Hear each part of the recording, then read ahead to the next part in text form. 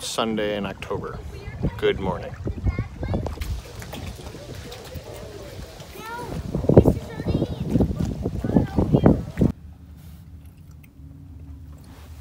So this is Bernie fixing the...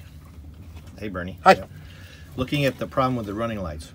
Now, in previous videos we talked about the running lights ad nauseum, and they were working great for a couple of months. For some reason, now when we use them, the breaker trips. I know what's wrong. I didn't even have to do a single test. I should have seen it. Show me. Okay. Show us. Coming over here. I had previously labeled these. Red, green is for your bow, S is for stern, and also your instruments. And what I should have seen is your tape here is all melted. Okay? Yeah. What causes that is heat. So that's a bad connection. Then when I had you looking at the stern light, I had power on, I pushed in, it turned on, I pulled out, it turned off. That tells me you got a bad connection here. We'll replace this and you should be good to go. Cool. Okay, I bought these crimpers, Bernie. Would you tell me if they are garbage or if they're okay? Nah, that's a good one. That'll work well. What's that noise? You heard it, right? It sounded like a beep. Power's off. Power's off. Okay, so it's not my stuff. Is it your meter? That's off. Huh. I don't have a meter. It was my ammeter. Oh, okay. Ammeter turned itself off. Oh, that was. I'm done waiting for you. I'm done waiting for you. You're not being productive. I'm turning off, saving your batteries. Okay. But, good. I was starting to worry, but then I couldn't figure out where, because that sounds like the sound the autopilot makes, but we know the autopilot's not working. So not only that, that. I knew power was off. Yeah. And the autopilot, I know what the problem probably is, and it's what's called the drivers for the motor itself. The rest of it all tested. Right. Because I went through the entire test from Raytheon. Right, and since we had that conversation, I've contacted 3 different local guys, and I guess they're busy. I can't get anybody to come out and look. But we can, we'll try again. Yeah, we can also see if we can hunt down a real schematic of it and pull it out of there and see if I can... find a way to test the unit itself. I'm pretty sure I know what it is, and it'll be pretty obvious as to...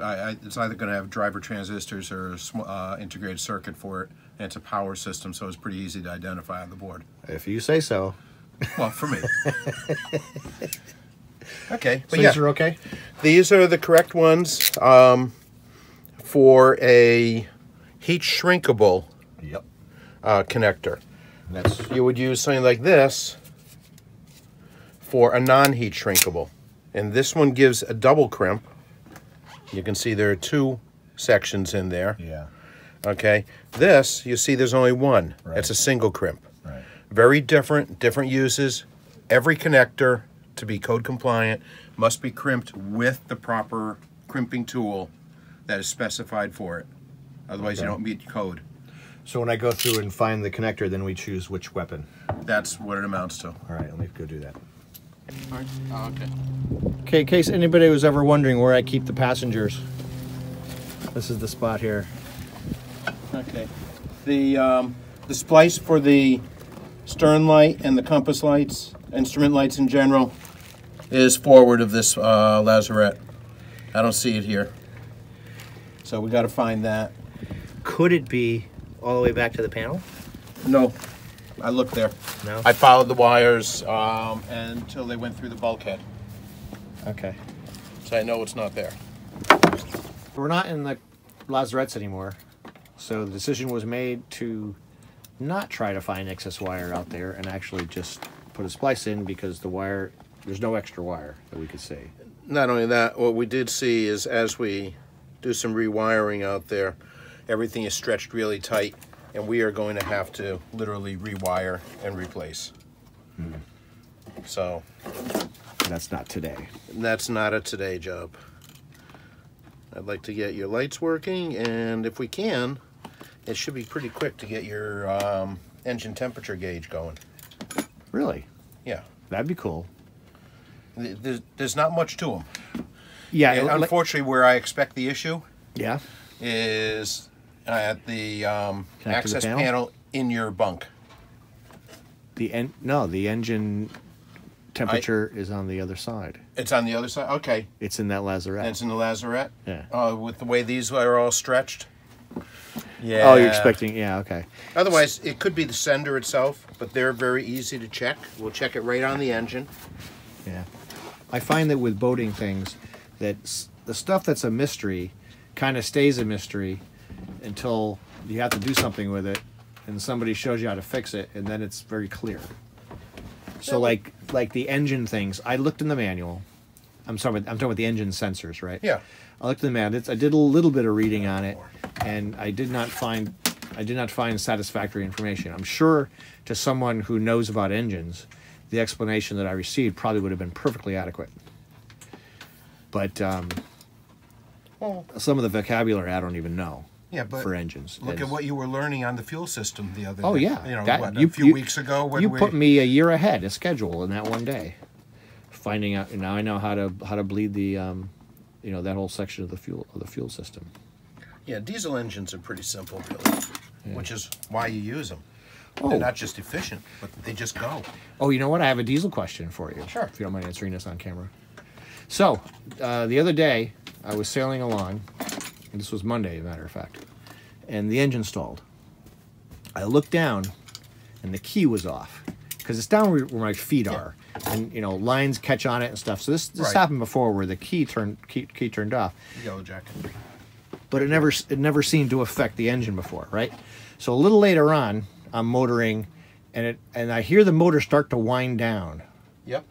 And I look down, and the key is flipped off. I flipped the key back on, and the motor wound up before it stalled. So I know the key turns on the electric water pump. I'm sorry, fuel pump. Fuel pump. But I thought there was another fuel pump. And could this be an indication that the other fuel pump is getting weak? No, you probably just have the electric to get it from the tank to the engine. Within the engine, you have a multi-stage fuel pump that'll bring it into the engine, and it's a bypass type pump system. And then you've got the injection pump as well. That's all run off the engine. Okay. But that injection pump is bringing you up to 2,000 psi or more. So those fuel pumps are not expected to pull fuel all the way from the engine. No. So the electric pump has to be on. Electric pump has to be on. And Thank that you. would cause fuel starvation after a while. Thank you for clearing that up. And it doesn't. And it seems like in the past that I've gotten away with the key being off for a bit. Yes, you probably have. So okay, so that's not indicative of anything necessarily. No. Okay. So it's not time to worry about that yet. No, nothing to worry about there. Okay. So you're gonna need what? A couple of butt connectors? Let me see if I can find some. No, I need one. One? Just one? Blue size. You want waterproof or not waterproof? Your choice. We can do either. Well, it's behind the panel, right? So it doesn't have to be waterproof. Doesn't have to be waterproof. Okay, let's use some of these old ones up. Here's a... That's a waterproof. Oh, it is? Well, it was in the old stuff, so... Okay. Again, these... In general, if it's that light blue color, Oh, yeah? it's waterproof. Okay, well, that's all I have then. Oh, wait a minute. No, here's the dark one. Like that. Yep. Okay. This is the reject or the excess? Excesses. Nothing reject there. That's right. Keep it. No. Yes. Sure that's waterproof. See, if you're a hoarder and you live on a boat, you're just being cautious, right? So if I can, Yes. I can hoard this wire. Yes. Oh, I would. But if I hoard it Remember- at home, I'm a hoarder. Okay, but boat wire is different than a wire you're going to use at home. Once Yes, again, because absolutely. that's all going to be tinned, Right. tinned copper. Whereas at home, you're going to have plain, bare copper. Right. Does not work well on a boat. We've already found some of it here, and we've replaced a little bit. Yeah. I was just trying to make a joke about hoarding. One of the things I wanted to show you here, I deliberately didn't pull this apart myself. I wanted to wait for you. We're going to see what it takes to pull this apart, because we know it's broken in there somewhere. So I really, it's not pulling as quickly as I expected. You thought it'd come apart easier? Yeah. Nope, I'm just going to cut it. I don't want to hurt the rest of the wire. Right. It's kind of tight. Okay. Boy, it's a sea of wires. It's a sloppy wiring job. Yep. what's happened, it's called a evolved wiring job. Okay, you know, how old's the boat? 31 years. Okay, a lot of people have worked on it. I mean, I can see, you know, here. Yes. You can see our work here. Yeah. Okay, even that's not the neatest because we know we've got to come in back. We're going to do everything. And things like right now we've got a breaker where we've got a pilot light going on it and at least 2 connectors. Well, one of the things we could do today is to separate them out back here, but I'd rather not. I'd rather just splice the stern light right now and instrument lights, bring them in, and later when we replace additional wiring, at that point we can put in a little bus bar in the back or on the sides here, you know, on this bulkhead. Right. And we can actually set it up so that's where they join. And now it's a single wire coming down to the breaker. So each breaker will have a single wire plus its indicator light. Gotcha. And that would be it. That makes sense. Yeah. Okay. Discovered. Okay. The kind of wire that we have here is not correct for marine wiring anymore. This is just plain copper. Marine wiring should all be tinned copper. It should look silver when you look at it. And this is just copper with a little bit of insulation still stuck. Okay. So you're recrypting that? Or you're getting it ready? Oh, you're Getting getting it it ready ready to go on to the piece.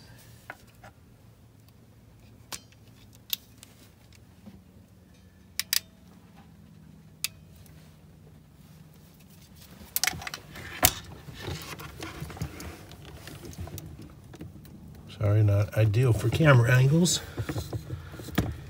Okay, luckily it's a small camera.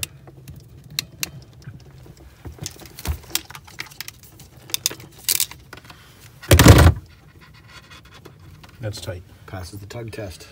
Okay. Always do the tug test. Oh yeah. Pull the feet out. Okay. And there's no need to shrink that. However, this old one here that we had put on when we did the red-green bow light is a shrink connector, and that was not shrunk down. So I'm going to shrink that down now. Oh, cool.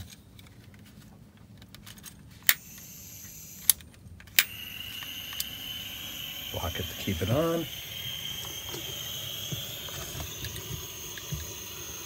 The heat shield's nice. You know, this is nice because it puts all the heat where you need it and doesn't let it go and hurt something else. Because the last thing we want to do is cause a problem.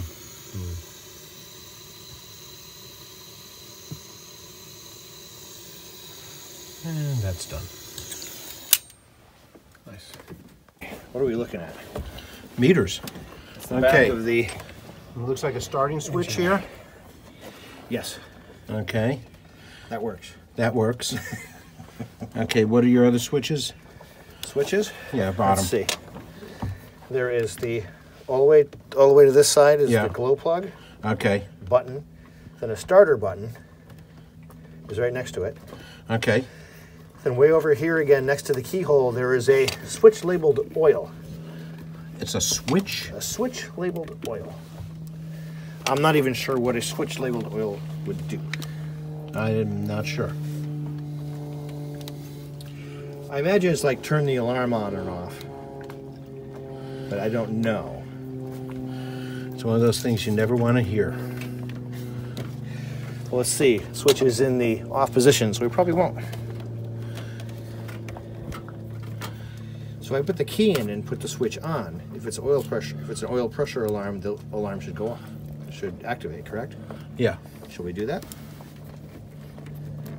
Yeah, you got no oil pressure right now.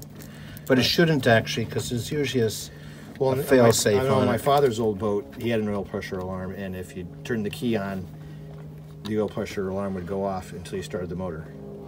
But I don't know if they're all like that. Okay. There's your power into it.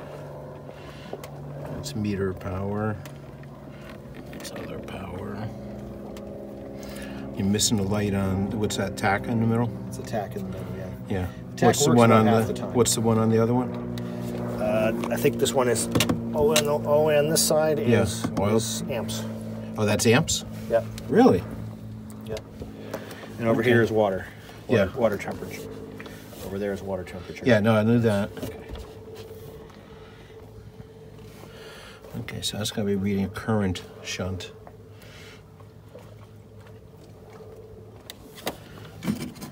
And our little engine hours. Yep. There's somebody tacked on. Yeah. Nice Fancy, box. Fancy jack. Yeah, and all that does is read when your switch is on. Yeah. Let's see, I know I turned off power. So to be clear, you're concerned that you want to test the water temperature. Right. Water temp gauge is a pretty simple system. It basically is a temperature sensitive resistor that is mounted on your engine in the water cooling and in the manifold.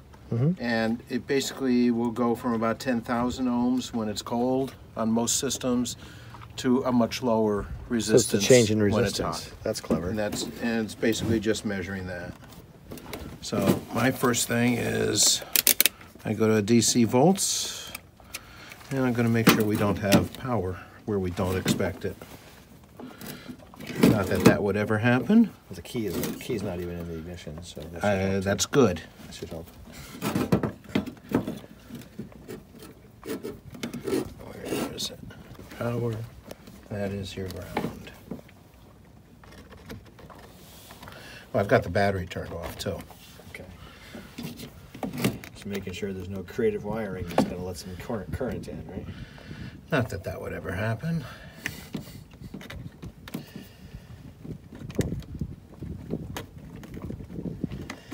All zeros. All zeros on voltage. Good.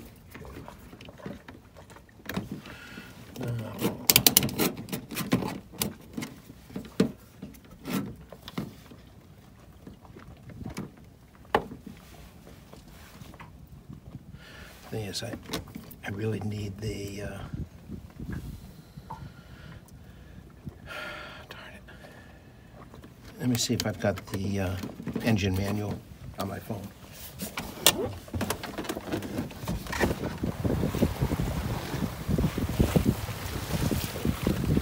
Perfect day outside. Perfect.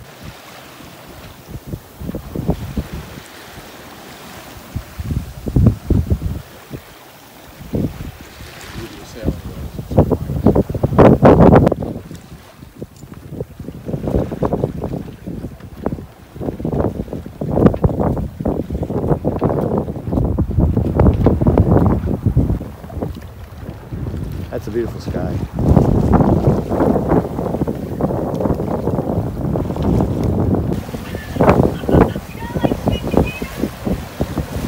Sweet potato's good.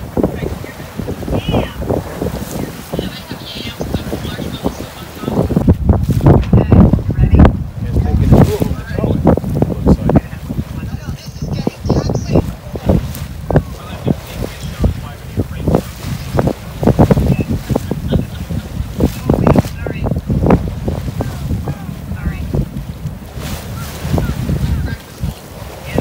They're trying to raise it. They're going faster to raise it. They got to go faster. They gotta have to go a lot faster. But I've heard about this technique where they Raise it or I've never split it seen it. apart?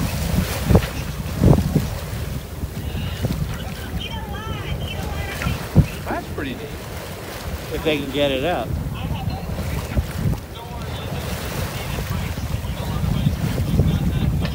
Billy's up. Yeah, I see that, buddy. You get to the point where you can put a pump in it. Yeah, then you can save it.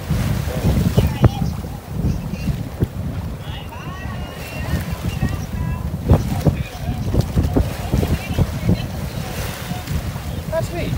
Yeah.